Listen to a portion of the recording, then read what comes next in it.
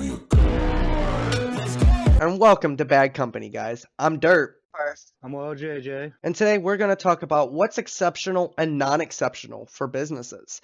And just to note, we're going off of a business aspect. If you have comments, questions, concerns, anything you guys want to add as viewers, as listening, you're more than welcome to comment. We always love comments. We always answer comments, and we share comments with the whole team. So let's go ahead and get into it. Carl, what do you think is some exceptional things and non-exceptional things for a business? Exceptional is actually listen to the workers. Like they're helping you guys, work, and they're getting money and everything. And it's just like they're not listening to the workers. Mm-hmm. To run a business, you got to listen to the workers, honestly. Okay. And is that the only is that non-exceptional or is that exceptional? That would have to be like the non-exceptional. Non-exceptional. Okay. And what would be non-exceptional? Or sorry. What would be exceptional? Like what would you? So when I say the word exceptional, I mean like what do you expect from a company, like from a big business corporation? Like what do you expect from them, and what do you not expect? Reliability, flexibility. Okay. So that would be okay. And so you listed two exceptionals. Could you possibly list another non-exception? Well, one of the companies that I was reading up on is sexual abuse. That's non-accept. Definitely. No, I agree. I definitely agree. Sexual abuse is actually probably the number one thing for most women and men. Right. Like definitely that's definitely not exceptional. Okay. Jeffrey, what would you consider exceptional and non-exceptional? I'd say for exceptional, they need to listen more to the employees to see how they feel and to see what some changes need to be done. Okay. What else would be exceptional? If it's got say if they don't have like good health insurance or whatever benefit, they need to change some of that because some people put life in risk too. So would it be exceptional for changes or exceptional to make benefits for everyone? I say benefits for everyone. Okay. All right. So we all did our homework, like always we do. We got actually some companies that we actually think that I wouldn't say fit this category, but think that they need to be pointed out so they can see where their faults are, how they could fix it, and how they choose not to fix it. Carl, what would be your company? Company that I choose is the Winston Company. Okay. And what are they doing? The Weinstein Company. Okay, the Weinstein Company. My bad. Okay. And what are they doing that's bad? Well, back in 2017, the New York Times exposed them from multiple counts of sexual abuse. Okay. And how could they did it to the movie mogul. They did it to like the disgraced movie mogul. Okay. And how could they fix like sexual abuse at all? Like not allow it, not even allow the people that. Well, okay. Well, here's my question. How do you stop sexual abuse? I mean, naturally, I mean, I get where you're coming from, and I agree with you. But like, how do you point out sexual abuse? How do you stop it? Like, how would they stop sexual abuse and not just their business, but that franchise in general? Like, what would be some of the protocols that they should follow? Bring any suspicion of it to like the corporation or something like that, like HR or HR, or even the one biggest thing that a lot of companies have problems of is the big background checks. Okay, yeah, no, definitely. I mean, definitely some of them actually cheap out on background checks. So like they don't necessarily look into everybody like they should. I mean, I definitely agree. Definitely need some background checks on that one. But like for someone that's never, so for an example though, and this is just the case of, talking business. Say they did the background check and their background check was clean and they've never been, suspected for sexual abuse or sexual harassment, and they do it. Like, how do you, like, that's what I mean. How do you prevent that? Like, how would they prevent that? I mean, they technically can't control a specific person. So, like, how would you, like, I mean, you was on the right track when you talked about, report it, but there has to be another way for them to stop it? Like, should everybody, like a man and a female, be supervised? Like, you know what I mean? Like, how would you stop it? I would say each sector has a supervisor. Okay. I mean, no, I definitely agree on that. So okay, so with that being said, how are they not fixing the problem? Like, how are they making it worse? Like, how is They're the not company they're not taking the protocols of it serious. So they pretty much have a policy and they're When not they following their policy. Yes, they're turning up blind eye. Okay. I did actually write down a note. Why is it exceptional to listen? Like, why is that such a big key factor in a business? Like, and this is to both of you. This is to both of you. Like, why is it exceptional to listen? Like, what's To see how, see I was how? gonna say, to see how they feel, what all is going wrong, and what they need to fix mainly. Okay, Carl, what do you think? Because if No, you had a good point. I'm gonna be honest, you had a good point, and that's why I stopped you there. I wasn't trying to be rude or nothing, but like you made a good point. It's definitely listening is a key thing to fixing half of your problems. But I want to see if Carl can come up with the other thing for it. Carl, what do you got to say about that? Why is it exceptional to listen? They're getting a different point of view. Okay, I mean, can you elaborate a little bit? Guys. So we have a special guest today. It is Denise. So I mean, I hear you clearly. I mean, we all hear you in the background. What do you got to say? Why is it exceptional to listen? So as I was saying to my Carl. husband, it's important to listen because you're getting a different point of view as, say, a specific business owner yourself. If you have your employees underneath you, you're not always going to see what's going on in their day-to-day aspect. So when you actually take the initiative to listen to your employees, you're getting a separate point of view of, what it's like to deal with the customers and the other employees. Like with the sexual harassment, topic, out of a personal experience, it wasn't that long ago that someone at work, somewhere where I work, he was hitting on every single female worker that he came into contact with, and it took multiple people saying something for management to do anything about it. Okay, and what would you say? How could they fix that?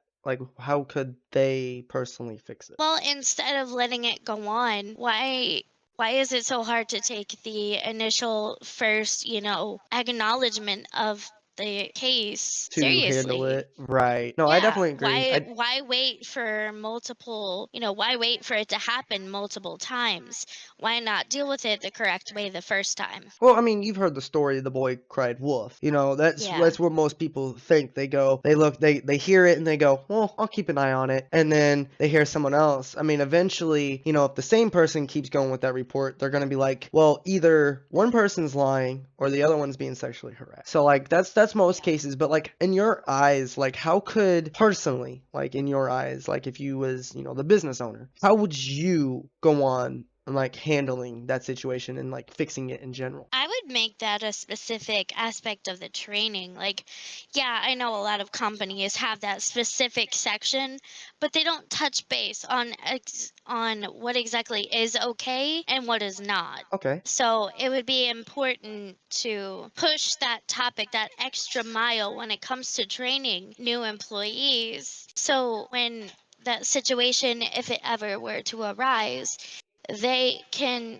be like, oh, okay, I remember from the training that this is okay, or it's not because, this is overstepping a specific boundary. Right. No, I totally agree. I mean, I'm gonna be honest. That is honestly I wouldn't say the number one thing in businesses that's an issue, but sexual harassment is definitely up there. I think it's like 2 or 3, because like money laundering is number 1, sexual harassment I think it is, and then it's companies not listening to their employees, because like I was telling everybody, businesses, the way that they work is, yes, there might be a CEO, a main owner, but they don't run their company. Their workers run their company. Yeah.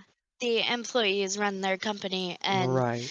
the owners and CEOs are the ones who are just reaping the benefits of the hard work that, the employees are doing. Right. So like they definitely I'm gonna be honest, and I'm gonna point everybody's points on this one, like so far, is listening is definitely the number one thing, and having exceptions and no exceptions is very, very futile. And, definitely going with both of yours and Carl's, sexual harassment is probably the number one leading case in some states, and it's not good. Like, you definitely need more protocols. If you have policies, definitely need to follow them, and you definitely need to keep up on the matters. I mean, I ain't gonna lie, Denise, you proved a great point. When you hear a report about it, they just go, okay, that's seriously all they do nowadays. And that definitely needs to be handled and situated. So, now, my last question for you before we go on to asking Jeffrey what his business is, how are they making it worse? Like, what? I mean, you've already explained, what's bad, what they need to fix, how they could fix it.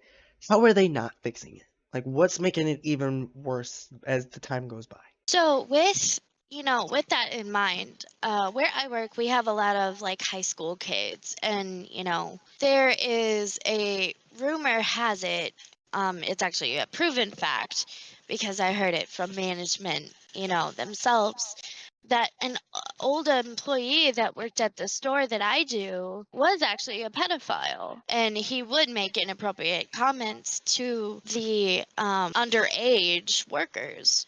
Oh. And yeah, so all they had done was just transfer him to another store. They didn't terminate him completely. So what they had done wrong was, they took the, dangerous situation away from, our store. But what about the other, store that he was sent to? You're putting those underage employees in danger. Well, do you, and So this is just like a note to what you just said. Do you know about the other store? Like, do you know if there's other minors? I guess that's what we would call them, minors. What minors are working there? Like, do you know if there's any minors working at that store? Because they could have sent them to a store where it's just adults. I mean, as a business, and that's what I was trying to get to, is as a business aspect, yeah. like, you got to look at it as like their solution. Okay, yeah, I mean, don't be wrong, they should have definitely terminated them and told them to come back and reapply in 60 days. But at the same time, they could have fixed the situation by sending them to a store where there's just adults. So my question to you is, do you know if that store like has minors? Yeah, I'm pretty sure I do. So the company I work for has over like 500 stores And all over the what country. and what's the company's name? Freddy's. Oh, oh, a fast food. Okay, go ahead, continue. Like they have one in Collinsville, they have one in Edwardsville, they have Shiloh, they have Mount Vernon. And They other have a lot of places, right? stores in this area, I mean, and I think he was sent to Shiloh. yeah, I don't know too much about Shiloh. I do know that like the Collinsville area, and this is just going off of basic topic. Collinsville area is nothing but kids. Edwardsville area is nothing Right. but high schoolers and college kids. So I mean, them two Yeah. areas would be bad. I don't know too much about Shiloh. We could definitely do a follow-up, like a follow-up Yeah. episode on this. Yeah. Because I mean, because I ain't gonna lie, you both actually brought up a good point, and I don't know why I didn't think of it. Sexual harassment is just a topic on its own, is a situation that needs to be handled. And the way that some people produce it, because like I know some people that have had scenarios happen to them. I'm not going to go into too great detail, but they, been wrongfully punished for being a pedophile, or it was charged as a pedophile, was guilty. But like they like are no longer like that, or they don't do that. Like spending time with these people, like they no longer do these things or haven't done these things. So like some people actually frown upon pedophiles because of that reason. Like Yeah. that's honestly one of my notes here, is that like, yeah, I definitely agree sexual harassment's an issue, and people that robbed and did drugs and pedophiles, like we definitely need to keep our eye on them, but we don't need to frown upon it. Like the past is the past. Oh, Everybody yeah, makes a no, mistake. I definitely agree. I do believe that, people like that can be rehabilitated. And, as long as they serve their time, and they show the legitimate change, there's no reason in my mind where, like, even with their record, if they show the rehabilitation, that there's no reason why they can't work for the company. Right, exactly. And I agree. So anything else you want to add to, I mean, what you were saying, any details you want to add, any information you want to add? I mean, you definitely brought up something definitely to my attention. And hopefully Yeah. the viewers also. Yeah. So we were talking about the companies and the management and everything Hmm. listening to employees. From personal experience, a lot of companies neglect that. They take advantage of the fact that, they have, high school minors and, people who have that open availability for whatever reason that may be. And, they take advantage of that and work people like dogs They do. to where, they are burnt out or, They walk off. well, we're still, well, yeah, well, where they walk off and or cause a scene and make the business itself look bad, which I mean, sometimes in that case, that's It's what they kind get. of what needs to happen. But Right, at it's the what they same get. time, It's like, hey, come on. yeah, No, I agree. it's like from personal experience, we have our two daughters and, we're paying the bills for our place. And, they know that. They know what my availability is and everything, but they keep scheduling me for times that don't exactly work. And, I've gone time and time again to explain, like, hey, I'm a mom first, I'm a wife first, and, There has to be time my for me, family not is going just to you. come first. Right, Yeah. exactly. I'm a family man too, so And like I completely yeah. agree. Yeah. And so with listening to employees, let's go on the topic of making, you know, not just with sexual harassment, but let's make it a decent environment for everyone to work in. And I think it would be important to find a specific way to weed out the employees that aren't doing their jobs and recognize in a subtle but decent way, give shine light on the employees that go above and beyond. The reason I bring this up is I am one of those employees that I bust my ass even on the worst day, even on the days where I'm in the worst mood possible. I go in there, I put a smile on my face, and I'm as polite as I can be, and I stick to my job.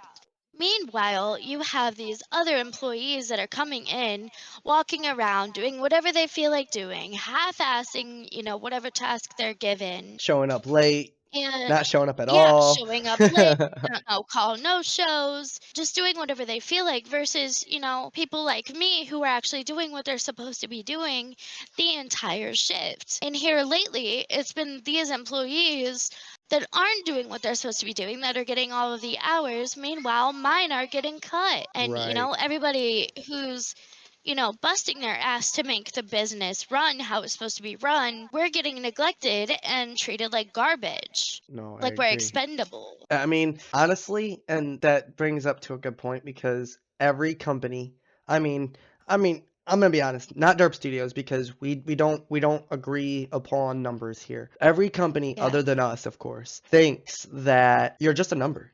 You are expendable. You are replaceable. And honestly, the hard workers, the ones that willing to spend the time and put the time and effort in, are not expendable and not replaceable because there's not many of us. So like I definitely agree, and I definitely want to give you a round of applause for sharing with us and definitely giving us your side of how not just how it is, but how it should be and how you see it, because as a person that works in a line of work like that, it is hard. And I don't want to go into great detail because we still got a couple more to share. But there is a business that my wife works at, and same issues. Not sexual harassment wise, but same issues of not listening, like an employee's not doing their jobs. Like the other day, she had a employee walk off And, you know, because her GM is out of town, she had to go in and work. Literally, I'm going to be honest, she worked a morning shift, had to go back in an hour later, worked all the way up until like 1 o'clock, came home, went to sleep, got up at 4 o'clock in the morning to go back into open. So like, I definitely agree with that. There is definitely a problem. And again, I want to give you a round of applause for, you know, sharing. I mean, it does take some people don't like to share. I mean, if anytime you want to come back on and share or share more stories, more information, you're more than welcome to. I mean, we love I having definitely will. love definitely having guests. But with that, I don't mean to cut you short or anything, but I do That's gotta fine. keep things going.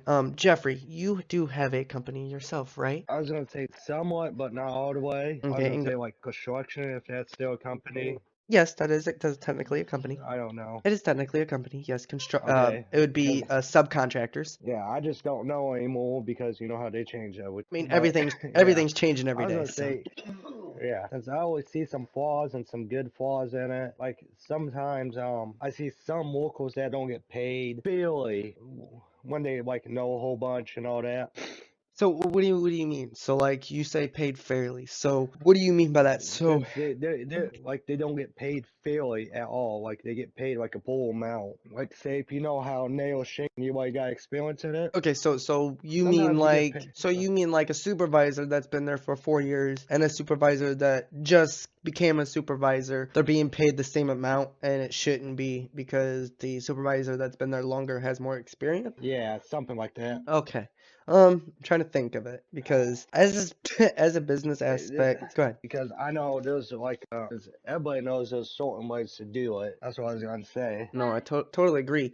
My thing is like, can you explain a little bit more? Cause like, as a listener, detail is definitely key to explaining a situation and explaining how things go. So like, can you give us an example? Like, okay, say if you go like start from the ground up on building a house. Right. No. Okay. Let me. Yeah. Let me. I got steps in, guys. Yeah, let me rephrase myself.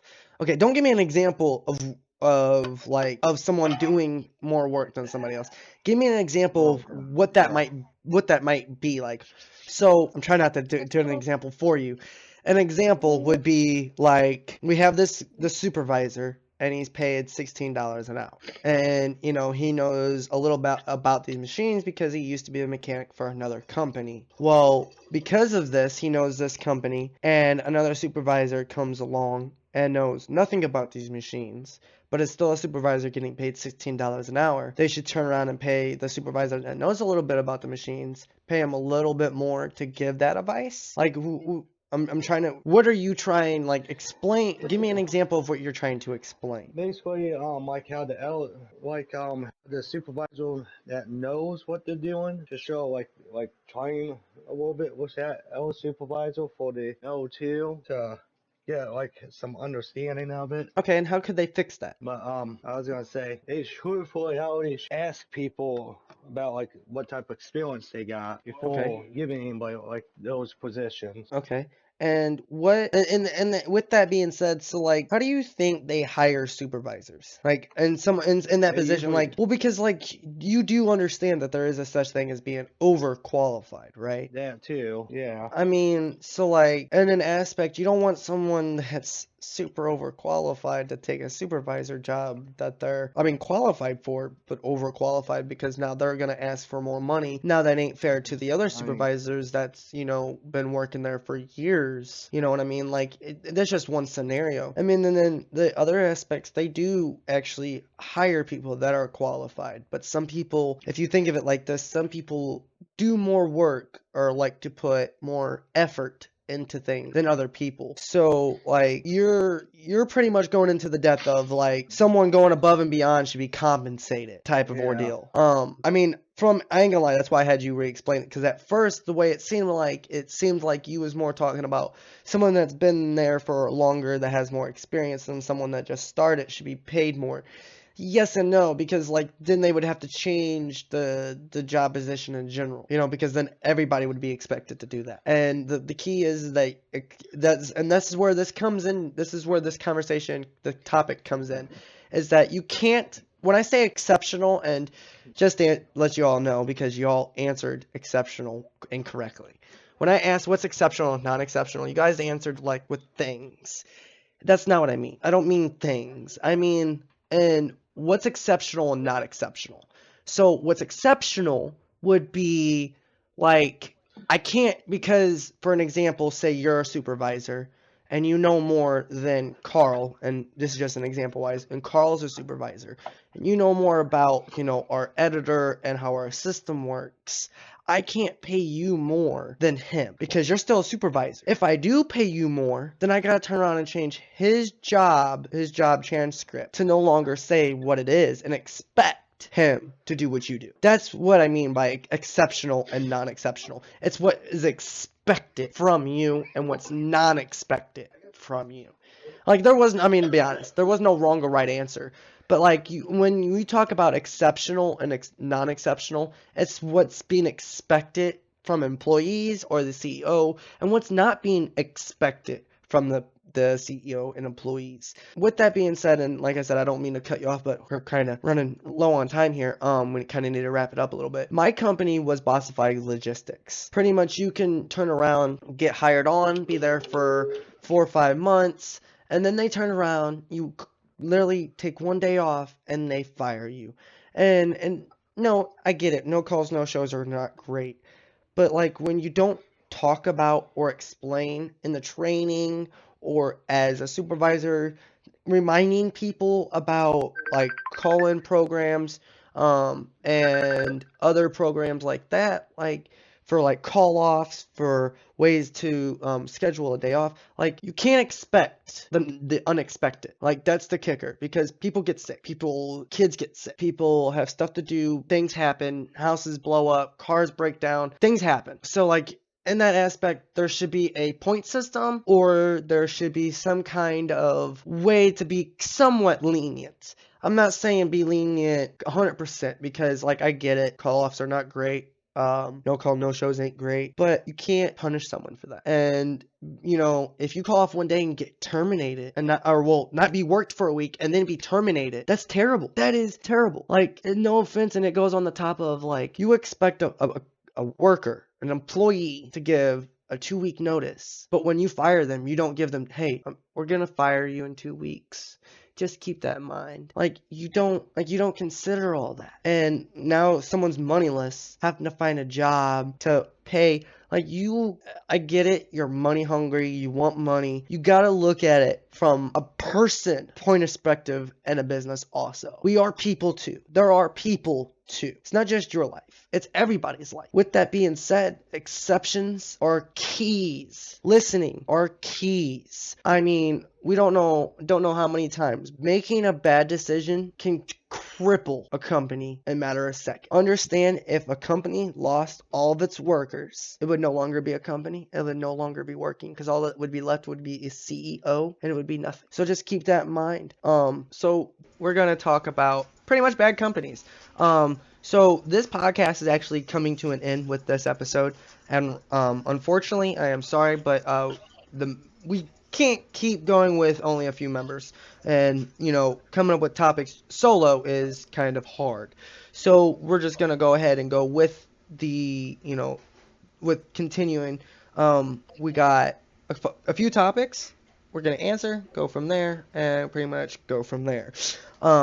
So just the first topic is what is management? Like, to you guys, what do you guys see as management? Management is kind of like, they're supposed to be the experts as to, the beginning of the business, how it's supposed to run and everything, and, be the authority to keep things running, naturally. Mm-hmm. But a lot of the time, management is, wind up becoming power hungry, selfish, only worrying about themselves and, the people they seem to favor. Right. That seems to be a very bad, common toxic trait, no matter what kind of company you're running. Right. Or No, what kind of company you're in.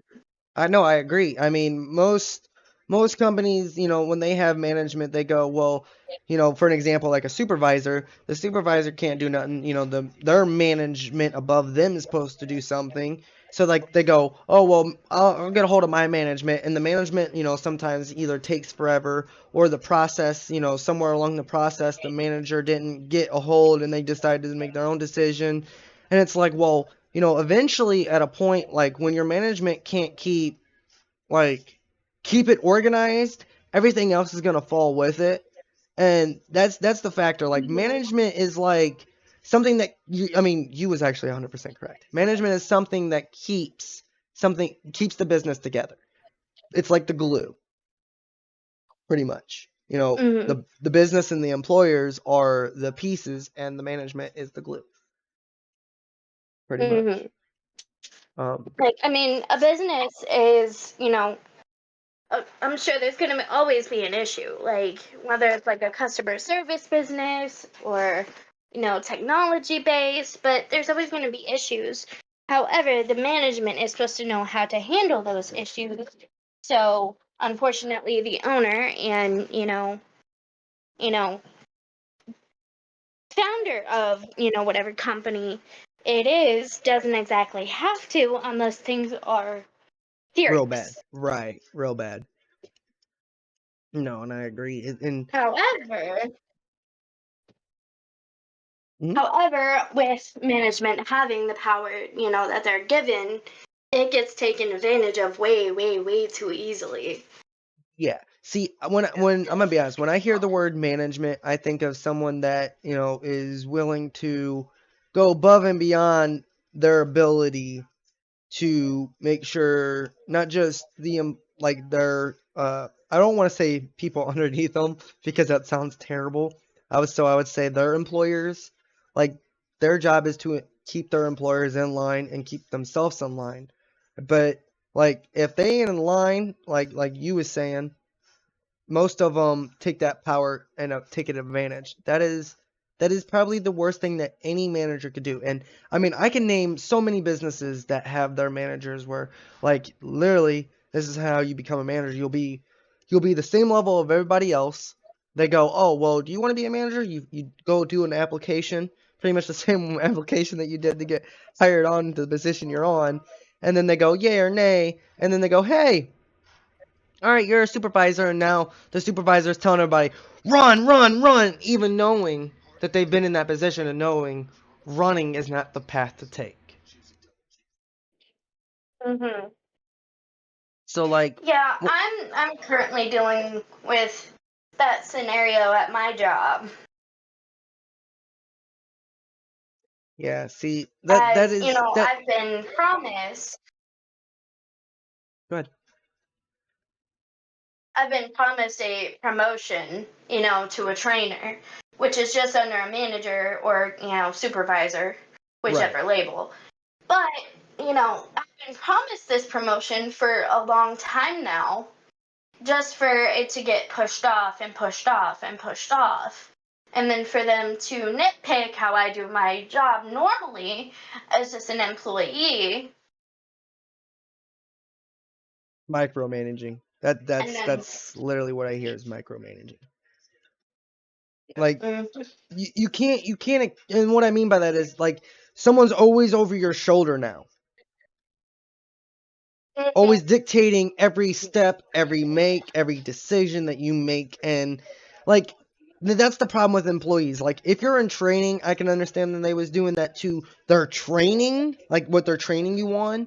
But like the job that you already Right. do, like, if you hire somebody, you should be able to trust that person to do that job. And if they can't do that job, I mean, no, give them pointers or tell them did what you they're hire doing. them in the first place?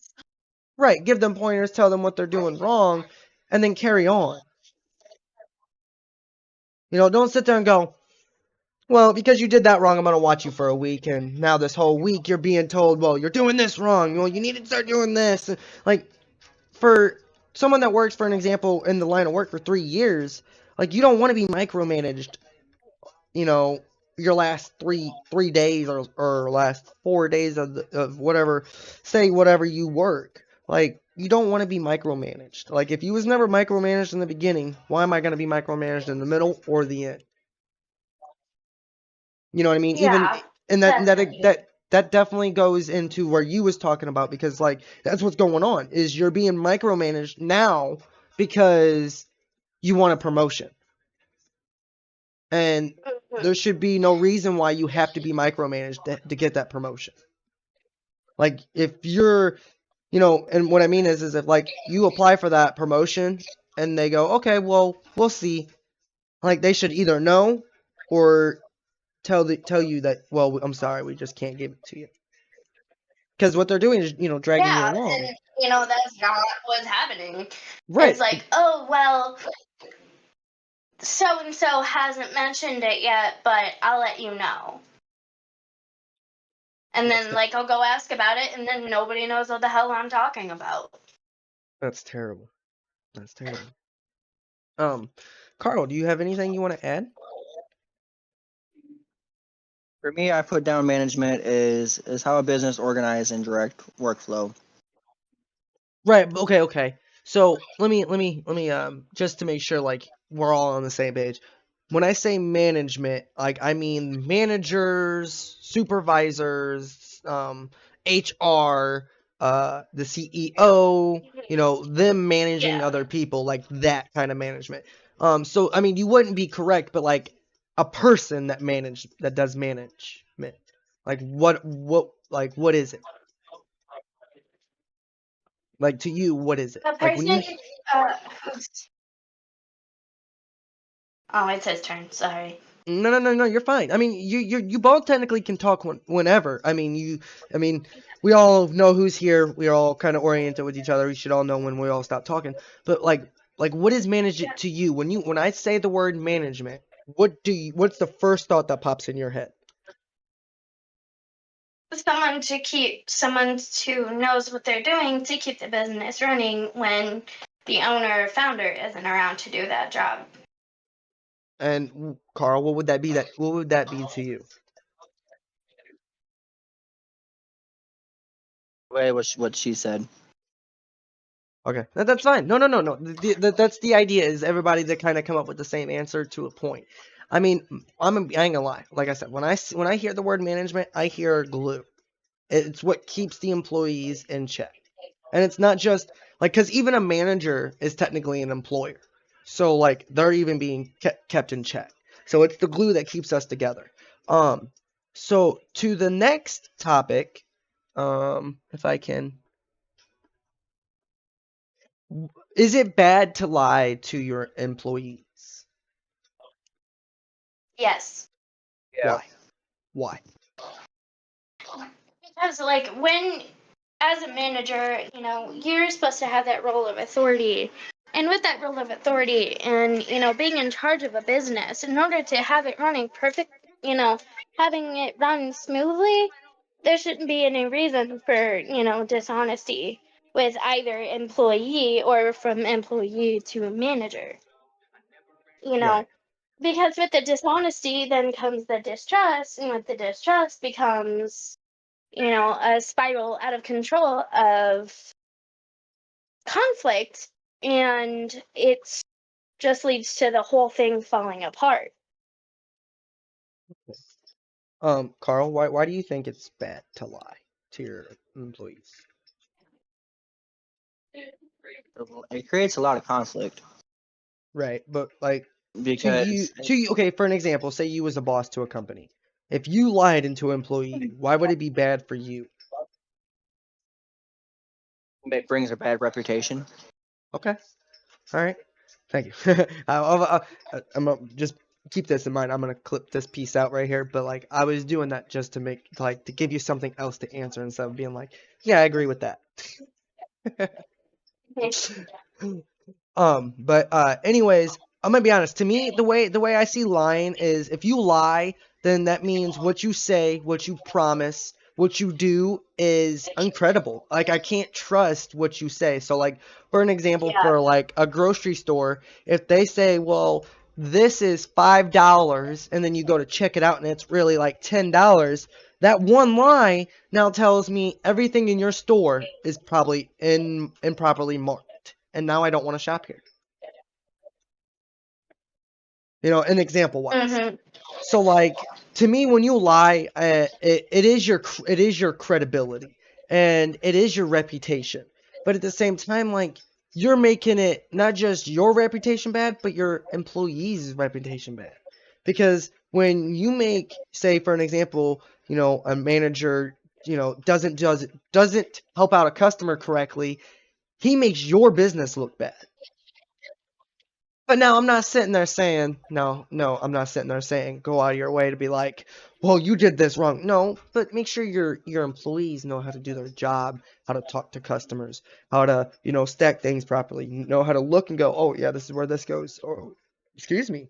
Or see something that's on an incorrect shelf, or see that there's a typo somewhere. Like, everybody should be always, like, I'm not saying everybody should be doing the same job as everybody, but like, I'm gonna be honest. If I wrote a paragraph right now, sent it to, for example, Carl to read it, and there was typos, I don't expect Carl to fix it. But at the same time, if Carl fixed it, it would help when he sends it to Denise to read it, and she goes, "Oh well, he also forgot a couple typos." Like if everybody would technically check each other, there would be no micromanage. You know what I mean? So like, when you lie, you take that micromanaging out. Literally, you do. Like you're saying your managers are not doing their job now. Saying your employees ain't doing it. So like you're making everybody look bad. That was the whole point of that, by the way. If you all didn't realize, is like you make not just your company but your employees look bad. And no customer wants to go to somebody that's bad.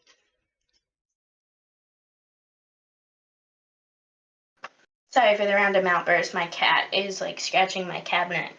Oh, Refuses to use the scratching post. I'll be killing that cat. I ain't gonna lie, I be killing that cat. Give me 1 second. Oh, he does it all the time. He does it all over the walls. Sorry, off topic. No. You're fine. You're fine. Okay. All right. So another topic. God damn it. Sorry, my head itches in this headset's making my head itch.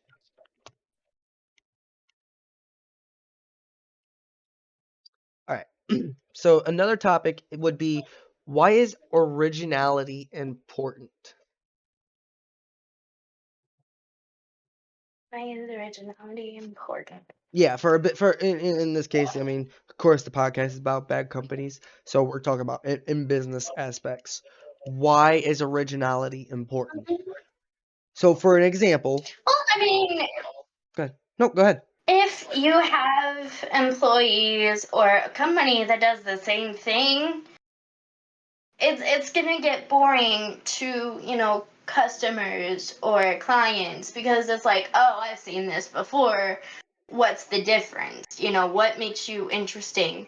So that makes, you know, clients and customers or whoever skeptical to try, you know, your product or go to your place, Okay. because they're expecting the same thing from a different, you know, business that has the same things that you do. God damn, you stole everything I was gonna say. Now I gotta come up with a different answer. No, Sorry. I completely agree. But like, as the way I see it, originality is very important. And for an example, like I was gonna give Fortnite for an example. So we all know what Legos are. We've seen Lego movies, heard of Lego movies, right. played with Lego toys. They turn around and come out with an example wise, a new update called Fortnite Lego, and now it's pretty much Legos. So if you've ever played any Lego game, it's Yeah. literally that. I mean, I don't know if any of you. Well, I don't know if any of you actually played Lego Worlds. It's more closer to that than a Lego game, but point being is like that ain't original. I mean, no, the idea of, you know, going from anime game to a Lego game, okay, sure, and you know, making every piece customizable, sure, that's original. But like going labeling it Lego, that ain't original. And the reason I say that is because, and not a lot of people know a lot about games, but like, what is it? Her Forza Horizon 5 ended up coming out with a Lego DLC Mhm. also. So like it ain't Yeah, something that's yeah. so that ain't nothing original about it. You know what I mean? Oh, So I need to watch that. originality is very important because I mean, like Denise said, that organizations need a way for other people to be interested into your own product. So that is the major thing why originality is important. You know, you want people to be driven to your stuff and not go, well, this looks like that, or this is that, just different on this game. You know, you don't want it like that. You want it to be, oh, cool, I've never seen this before. Like, and I'm not just talking about video games. I'm talking about movies because, I mean, they've been remaking a lot of old movies now. And I'm not gonna lie, you're ruining a lot of old movies. Trying to remake them and shit. Right, same as games. I mean, they're ruining them. Like, look, don't be wrong. Like, yeah, you might be expanding the story, but you're not making the you're just shit talking your game. So like, and like, You're go ahead. No, go ahead. in a way, they're adding stuff in to the game or the movie that wasn't there when we were kids or something like that. Kinda, but kinda no, because like for an example, a great example, have you seen the new Haunted Mansion? I have not. Yeah. Okay, so if you've seen the old one by Eddie Murphy, the new one is nothing like the old one. Our future No, homes. no, same house, but different story. I mean, honestly, the house is different too. But like, for an example, Call of Duty, they created two new Modern Warfare games. The famous And Oradonian kid. and literally, Okay, Modern Daddy. Warfare, I think it's Modern Warfare 1 and 2, or Modern Warfare 2 and 3 are exactly the same. Oh, look at Like, these there's no difference between two. the They're two games, just the adorable. story. And what great sale are you going to do about it? So. When I go party, I will invite you.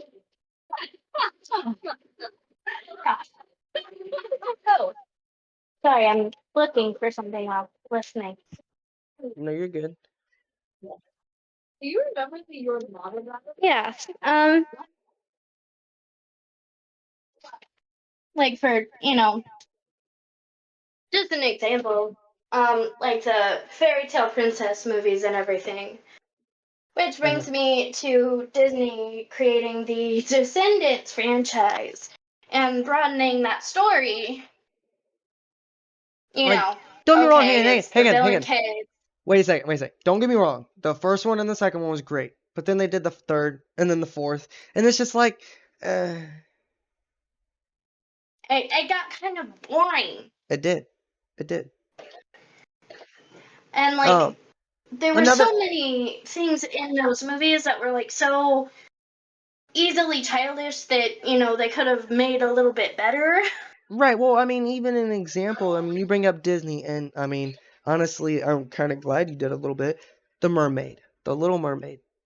They turned around and made it into a realistic movie. Like, why? Why? Like, there was no need. They're doing that with a lot of them now. Like, Right, I mean, but Toy Story, they just came out with a Buzz Lightyear movie.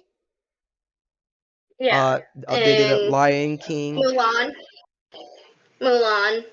Yep, they did a Mulan. And right now they're working on a live action Moana. Are they really? Yeah. Yes. My point being exactly right there is like, why? Why? Like, it is uncalled for.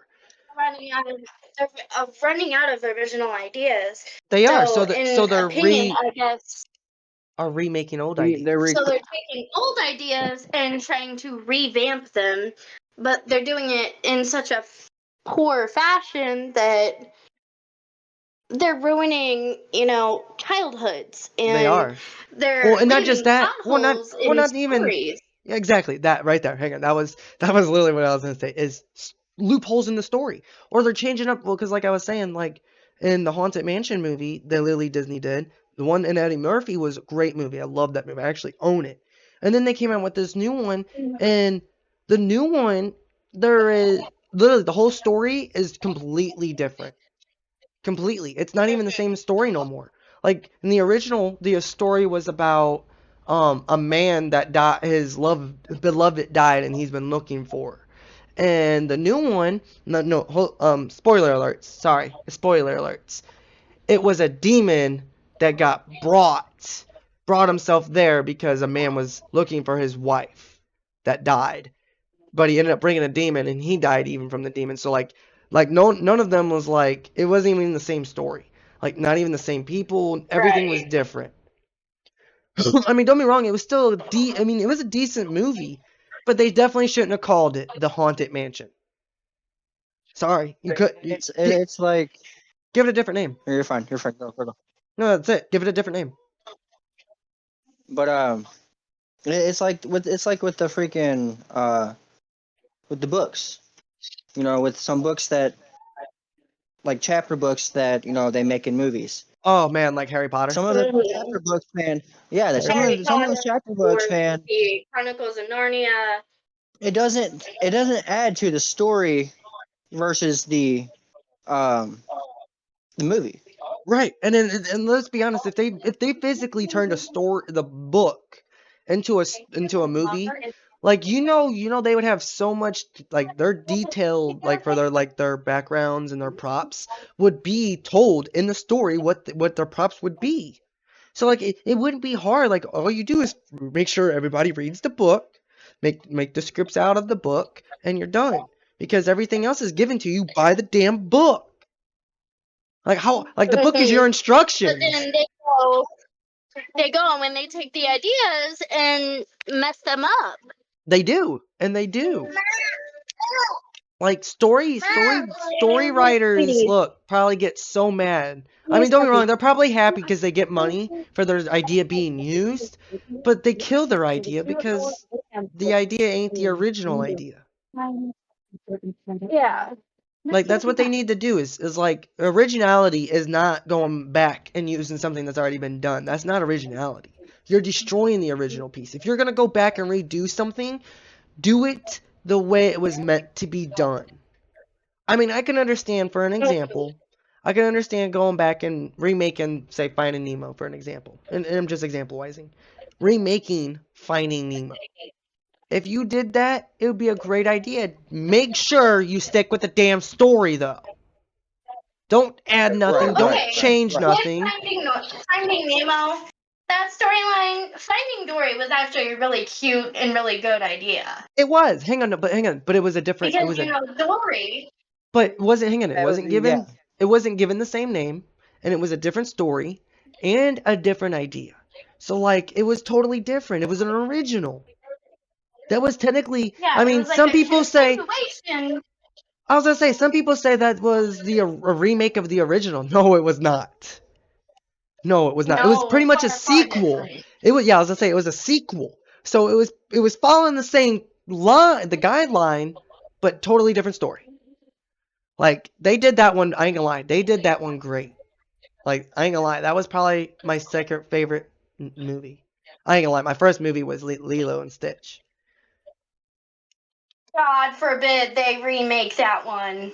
Oh, I You already mean, know they are. They are. but They're like, good.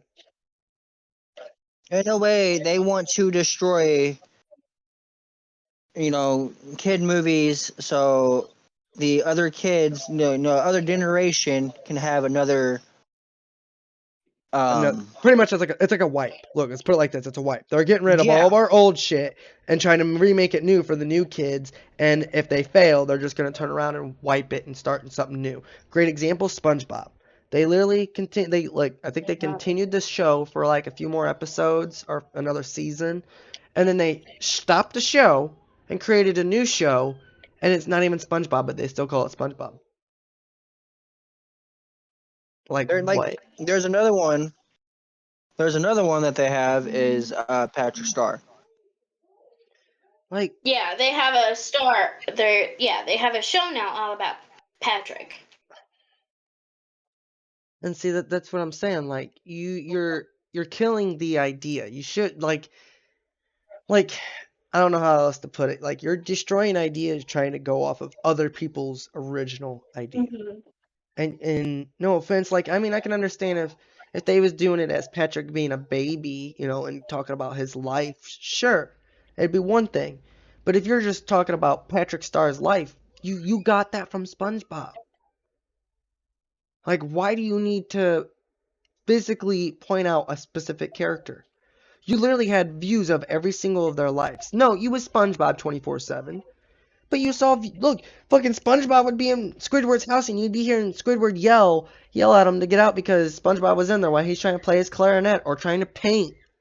Or because he's trying to get his house ready for a TV show. Sleeping. Right! Or he's sleeping. Or they get stuck in the wilderness and they start talking and they all believe in this clam show. Yeah. Like, that's original. That it was original. Don't go and be like, okay, well, this needs to die, but we need to remake it to make sure it. It's like you're trying to make sure something dies. And there's Right. there's no point. Like, if you can't, so here's the kicker. If you can't continue the original, that's fine. Do something different. Do something different.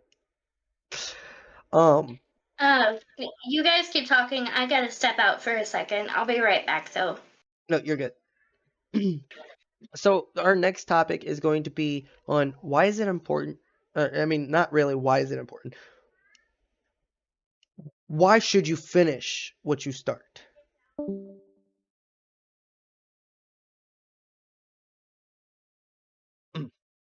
Why would you finish for what you should? Why would you Why finish what finish? you Why started? finish what you start as a business? Like, why should you finish what you start?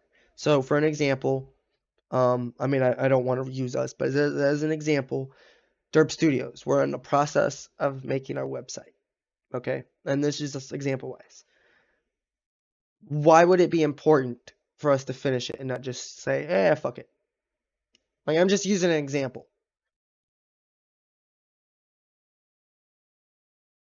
Or even better, hang on, even better, you know, for the last supposedly for the last 4 years, they've been supposedly working on a remaster version. I mean, and this has been literally like, I think it's been more than 4 years. Might have been 7.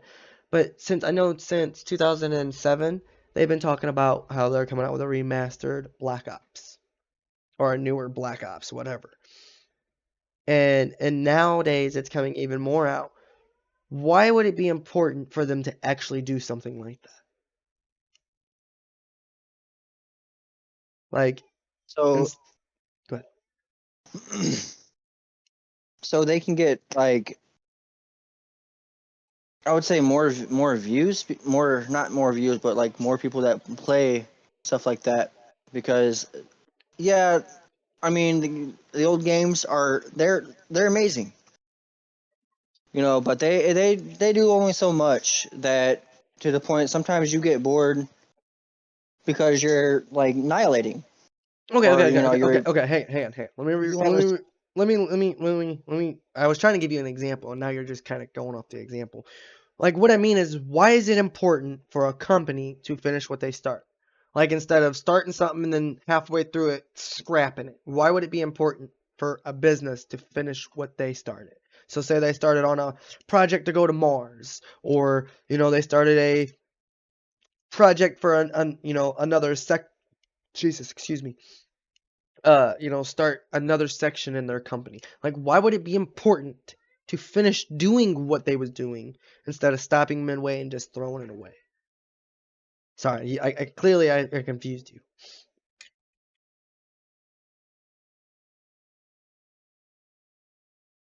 say And I'm back. Okay. But like, why is it important to finish what you start? That is the next topic, by the way. Well, I'm waiting for Carl to give I me an was answer. I'm waiting for Carl to give me an answer. It's important to finish what you start because if an idea is left unfollowed through on, then it's honestly missing out on something possibly really important that, corporations and people really need. No, I agree And, on that. if you go half-ass on something and just don't continue on it, then what was the point of even starting it to begin with? No, I agree. Um, Carl, let me ask you this. Let me ask you this. Do you do anything like as a hobby? Oh yeah. What do you do as a hobby? Karina, I Woodward. Oh, someone you wanted to woodburn. see you. Okay, that's awesome. So let me ask you this. Say you start wood burning, you know, um, a Christmas tree, okay? And say you get halfway and stop. Why would it be important for you to finish that? They don't have to go back and try to do it, but then you mess up. What do you mean? I mean, your answer is fine. I'm just trying to figure out what do you mean by that? Because like Right. when you say that, I hear you stopped because you wanted to make sure you wasn't gonna mess up. But that's not what I'm asking. My thing is why should you finish that? Why should you finish what you start? Like, okay, let's put it like this. So you can make sure that it's completed and don't have to go back And reduce that. and have to try to refigure out where that spot where you stopped at and try to do it, but then actually fuck up because you didn't finish it. Okay. All right. So I'm gonna be honest. When I hear the words of why is finish what you start, I hear that no project should be going with unacknowledged. So, and I know you wasn't in here, Denise, but I was talking to Carl about the Call of Duty game. Supposedly it's been stipulations for years now. If say they was working on that and put it on pause, like why would it be important? Like, and that's how this topic came up. Is like my thing is in that scenario, why like for them to finish that game, Carl, and I'm just kind of putting Denise into the place of like knowing what's going on and what I'm explaining. And like their reason to finish that would because the game would have so much hype already. Like that's the kicker. Yeah. When you finish what you start, you not just miss out what Denise said. You don't just miss out on what it could potentially had. You also miss out any hype that it was given, that it was in the makes, any any any progress that it could have got further than what you thought. Like it's really important to finish what you start because if you leave it undone and unturned, you never know how far that could have actually went in general. So like for an example, we started this podcast hoping to, get a few episodes, quite a few episodes in. And unfortunately, we're ending it with this episode. But, we're at least going to finish it out and, put the rest of what we got in it and say farewell. We're not just going to be like, oh, well, we only did 2 episodes and leave it as is.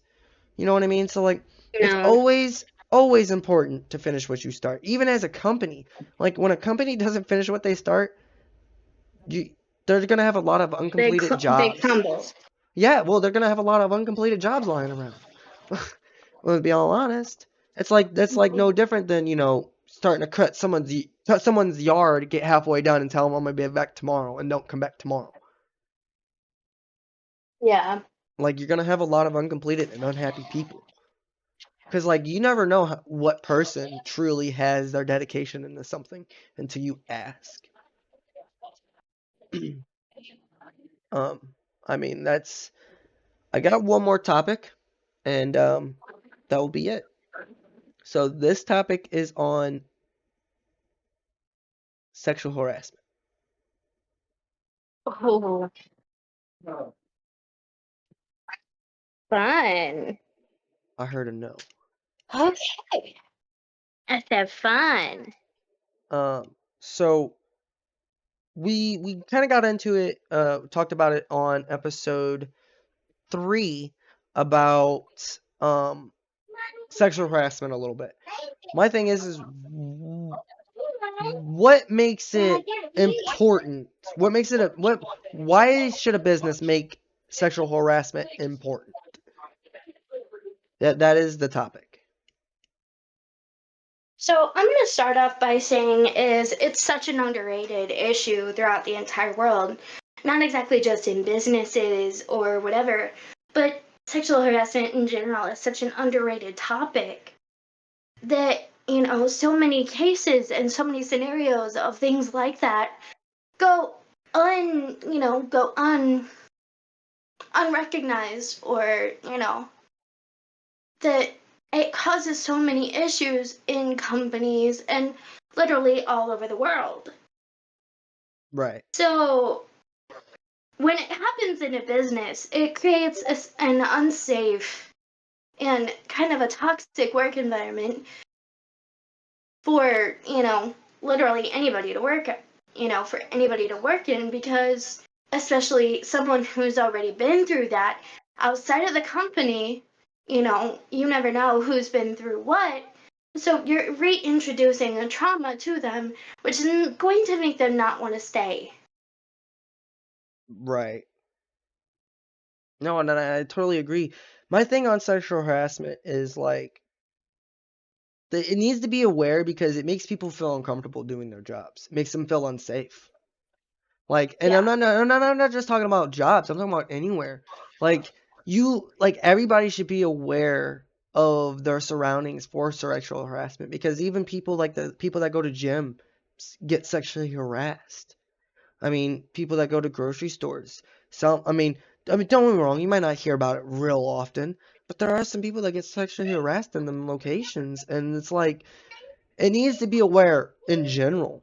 Like, it makes people afraid to leave their homes. It makes people afraid to conversate with other people and to coworkers, makes them afraid to work. Look, it makes you completely uncomfortable. I mean, and especially traumatizes people, especially, for the victims that been sexually harassed. It could and would traumatize somebody. So like that's my thing on sexual harassment. Is like it needs to be aware because like there's so many different scenarios that you can list. I mean, and in all honesty, rape is a type of sexual harassment.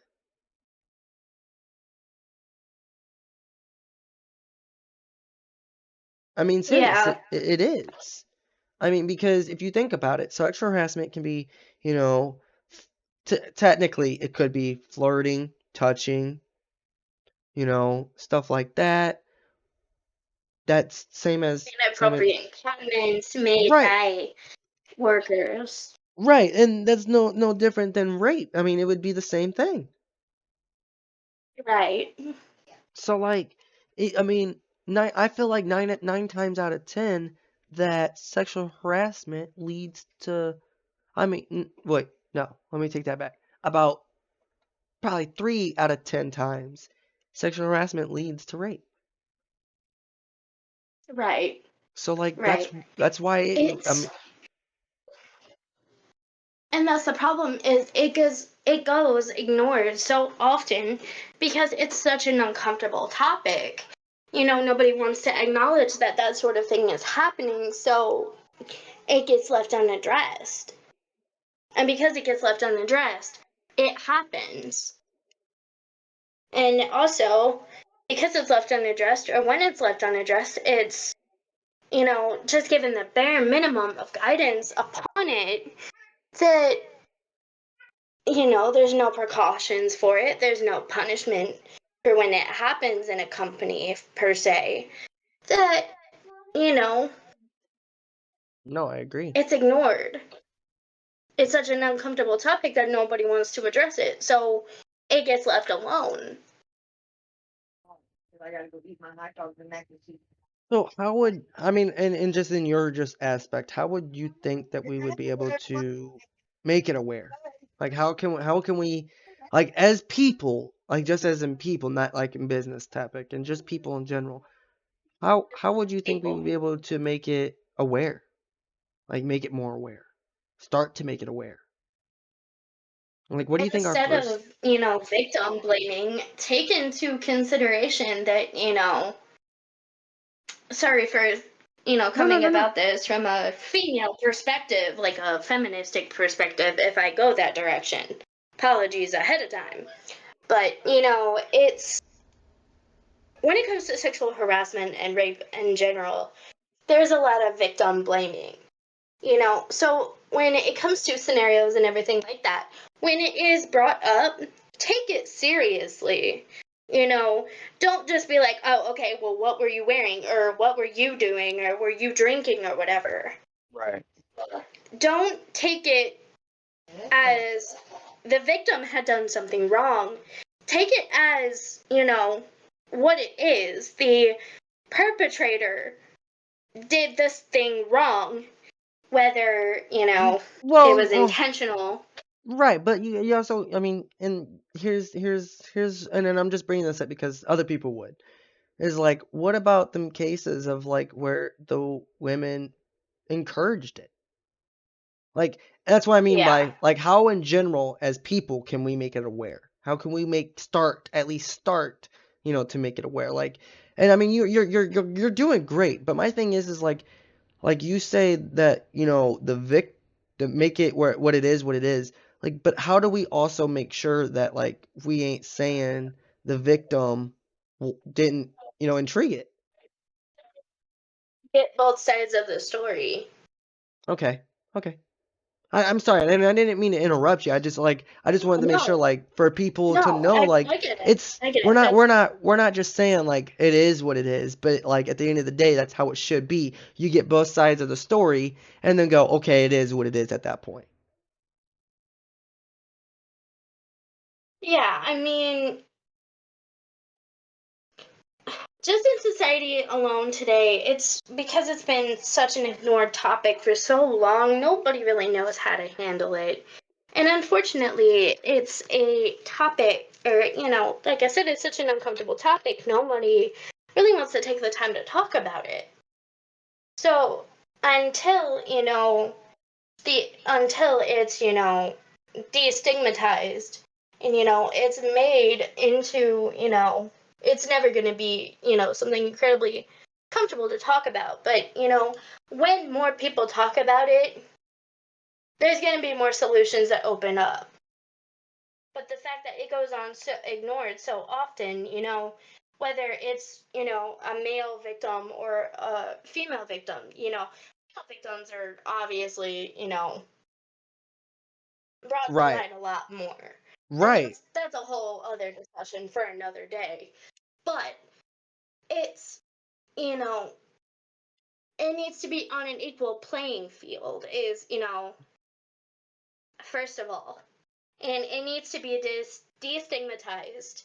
And it needs to be made as less of an embarrassment kind of thing to talk about. Like, Honestly, I ain't gonna lie. When I hear a lot of people, and I'm sorry, when I hear a lot of people talk about sexual harassment, I feel like it should be aware as much as cancer is. yeah. Yeah, because it's almost as much of a, Problem. horrible thing as cancer. Right. Yeah, No. it's such a big problem as cancer. So And like, I feel like nope. Go ahead. You have it. as time, I know it was a big issue like in the older days and everything, and it was fine to go completely unnoticed.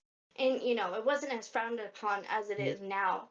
As, new generations are becoming more and more aware of what's going on. No, totally. However, it's it's kind of being brought to light in the wrong way. It is. It is. I mean, I ain't gonna lie. So there are a lot. I mean, I'm not gonna say a whole lot of people, but there are some people out there that think it's okay. And like some people that also been raised like they've been aware, like they've been told about it, but they're not aware of what's going on. Yeah. Yeah. So like it's definitely And it's def then go ahead. Nope. so to me, sexual harassment has a lot to do with gender roles. And with gender roles, men have been idly, taught to be, tough, strong, and, basically taught over throughout time that women are objects. And then, It it's the also same it way with also males with I was gonna say emotions. it also depends on who you talk to though, because like I'm gonna be honest, I'm Yeah, not like yeah. that. No, Carl's not either. But like my point of bringing But that up it's though, just, it's, I was gonna say my point of yeah, bringing it up though was to make sure like people know like it's not just all men, or she's not just saying all men. it's not all men and it's not all women either. Women are just as much of, the perpetrators as males. They are, but that It's also just not talked about as e- much, exactly, and which is wrong. that's what I was gonna say is like women do it to men too, but like most of the time, let's be Right. honest, well most of the time some men don't even realize it, and they just assume that it's okay. And that's kind of the issue for like men when they have sexual harassment. Like they either don't know about it and think it's just normal, or then you have the men that just be like, all right, well, I'm kind of scared to talk about it, but I also don't know if it's real, like, because I'm not gonna lie, as a man being taught, raised in this world, like you don't hear a lot of men talk about sexual harassment, and you don't hear a lot of men come forward and talk about how they've been sexually harassed because of the fact that, like she was saying, men are meant to be or perpetrated as strong, so we're not just gonna come up forward about it either, because like if it's, let's put it like this, and I don't mean to like bring it up because it's more politic than anything, but like when you bring up like people that are transgender, or women being men, or men being women, like if you didn't realize how that started, it started with one person coming out and then everybody started coming out. It's going to be the same thing with sexual harassment. Like when one person starts coming out, everybody starts coming out. But it needs to continue instead of start, recede, because that's how it's been for the last 3 years. Mhm. But like Like I said, it's such an uncomfortable topic Mhm. for both genders that because it's such an uncomfortable topic, nobody wants to, talk about it. And going back to like it being in the like businessy aspect and how it could be made more aware is why not approach it in a more direct and more intense way when it comes to training? Make sure the protocols and policies and the punishments for, the, you know, I'm trying to think of the right word, uh, Suspect? the execution of the Sus insubordination of those policies that are set in place. No, I agree. Make those policies known, make the punishments well known.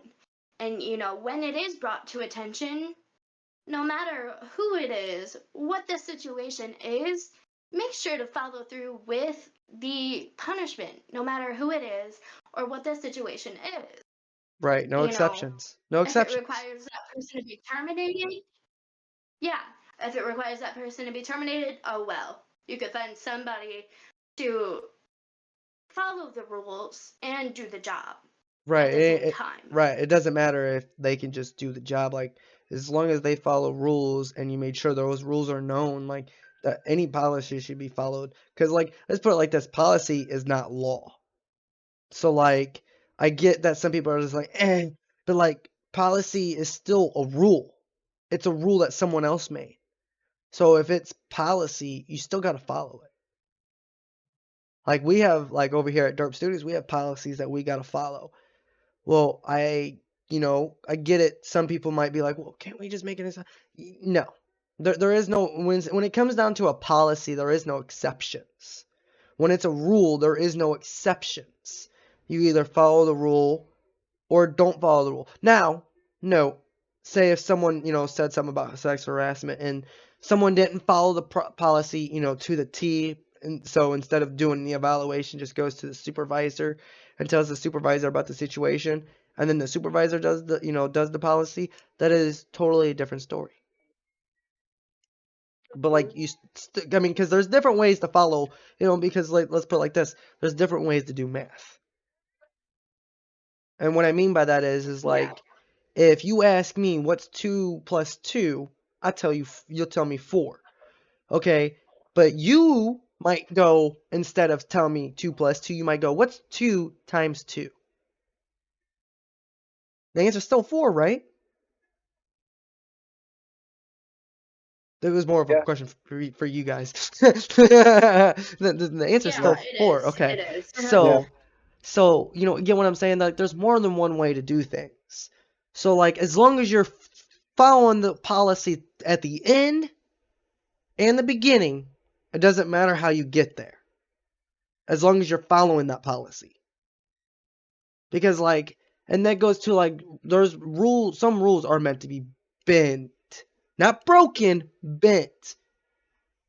Meaning, you follow the rule to a point. If that makes sense. That even goes with policy. Yeah. So like when you say follow rules, I agree. But also at the same time, you got those people that don't even care about the policy. Well, care about the policy to the point where like you'll be like, okay, and then like you'll be like, oh no, I ain't gonna do nothing about it, and then do something about it. Like, I don't care if you don't have to follow that policy to a T. At least follow the policy somewhat. Don't just let it go unnoticed. That was kind of where I was going, is that like some people don't even follow the policy, which you are correct. Some people that should follow the policy, like you were saying, follow the policy. Yeah, I agree. But like you can't expect everybody to follow the policy straight to a T, because everybody's going to find their own way to do something. So at least follow the policy somewhat. Don't let it go unnoticed. Make sure it's still recognized. Because, like, and what I mean by that is because, like, I could tell you to be here at 7 o'clock, and you're, for an example, sitting in your car in our parking lot at 6:30. You know what I mean? I can't stop you from doing that. Don't get me wrong, you're earlier than you should be. I do that at work all the time. But you get what I'm saying, like I'm going off of what you're saying, but I'm just adding to it, like when you say follow the rule, like she's not just saying like don't follow it or follow it or don't follow it. If you don't want to follow it, that's fine, but at least follow it somewhat. Don't let it go unrecognized. Yeah, follow it to a T. Right. If you're not going to follow it at all, there's the door. But if you're willing to follow it to a specific degree and, compromise with, the leadership or the management or whatever, then, there can be, like I said, there could be a compromise. There could be an understanding. However, if you're not willing to follow it at all, then why are you here? Right. No, and I agree. So that actually brings up my last topic, which is the topic that is going to end this podcast. Is why is it important, and not just for a business, and I mean this as people wise. Why is it important to put the same amount of time that everybody else puts in with compromise? Compromise in business is a important thing because it's a combination of, like we said in one of the earlier, like it was said in one of the earlier episodes, is it's not just the management and it's not just the employees or whatever that makes the business work. It's a combination. So if there's a conflict and it can be resolved, then come to that come to that, Come to that resolve. easily. Right. Yeah, No, come and to that resolve. I agree. So the issue doesn't continue further. So, a employee isn't cast out for such a silly reason, or Well, a, let me ask you this. So like for an example for like someone that would be defending themselves, like if they gave an excuse like to you and it sounds like an excuse to you, but someone else that doesn't sound like an excuse to, like what would you do at that point, like for a compromise? okay, for a compromise. So like I don't know, like I'm trying to do this without doing this. how do you compromise with somebody that seems like they're only making excuses? Let's put it like that. Like how do you compromise with that? Like is it If they're making important? an excuse, Well, but that's what I'm saying. Like how do you know it's an excuse? You really don't know if it is or not, honestly. Right. Right. So like when you compromise, like it it is goes with kind of a trust kind of right. thing. You Right. give them a like a warning, a few warnings, and then the third warning, then that's when you would terminate them. But how but what I'm asking is how would you compromise with that at the time? She doesn't want to let you go. No. Sorry, guys. Hold on. I need to step out for a second. Or No, mute you're myself. yeah, you're good. But like how would Carl how would you say you would stop that? Like how would you compromise with that? So like here, let me put it in a different way if I can think of it. So for an example, like why compromising, like to me, like let's put it like this. Compromise to me is like an in between of both. A benefit for you, benefit for them. And you both ease your way down to make it a beneficial for both of you. If it's a late thing, then I would, ask them why, they're being late all the time, and if it is, a reason, like a good reason for I got kids or something like that, then me personally, I would let them come in at a different time. Make it up. Yes. So see, and that's where I was gonna get ready to go to. I feel like a compromise, because a compromise, like I said, a compromise is in between. So like in a compromise situation, like I feel like if you feel like someone's giving you excuses, you compromise with them to a point, but like you can't always expect to compromise, especially like when, for an example, you agree upon something already. There is no compromise. Like you either show Right, up or you right, don't. right, right, So right. like that's the compromise, you got to have communication between a compromise. And if there is no communication, then like at the end of the day there is no compromise. So like if there ain't an agreeable upon the compromise, like that becomes an issue. And like when you agree upon something before a compromise, that's a bad thing because like that compromise is now void because of the agreement. So like when it comes to compromising, like you guys got to keep in mind, like you got to realize who you're compromising to, and that's business wise and personal. Like who you're compromising to. Who you're like compromise can be a deal. It can be, a business interview of talking about times, money. I mean anything like that. Like that's all has to deal with a compromise. Like you got to compromise. They're gonna compromise with you, but don't want your compromise. You got to make sure your compromise is stated, or they're just gonna walk all over you. Businesses and corporations are not here to play. And that was the whole point of this podcast, was like to show like there's corporations that don't care and that will step all over you.